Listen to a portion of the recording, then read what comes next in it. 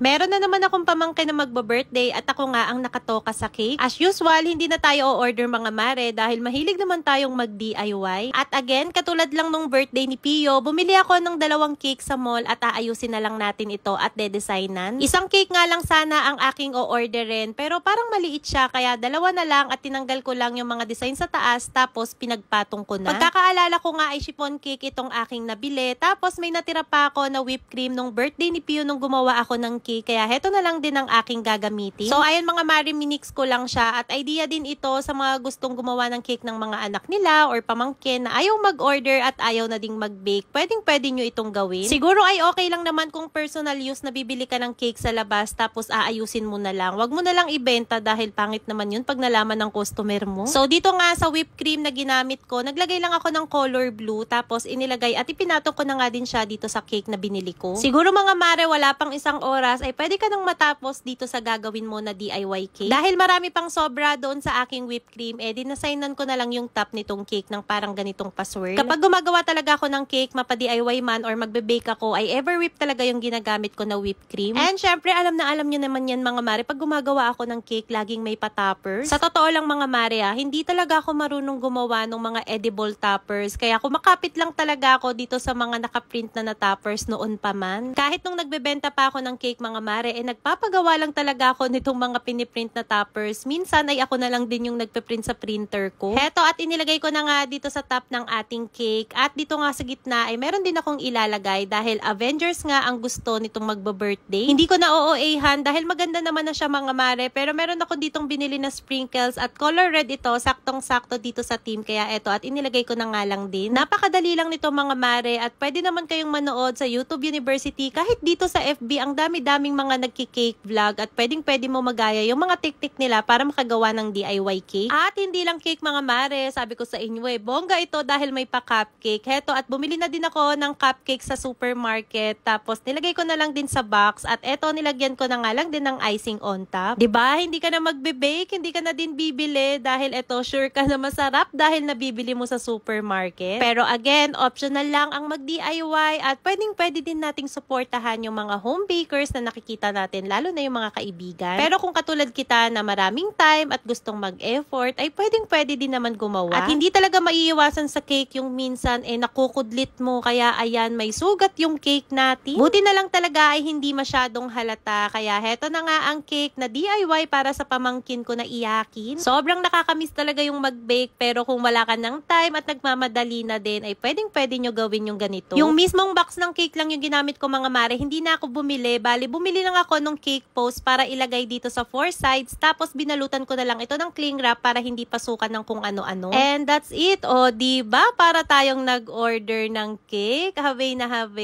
At talaga namang napaka-cute din ng design dahil sa mga toppers na ito. Nagustuhan naman itong aking pamangkin na iyakin. Kaya, yun lang muna for today's video. Bye!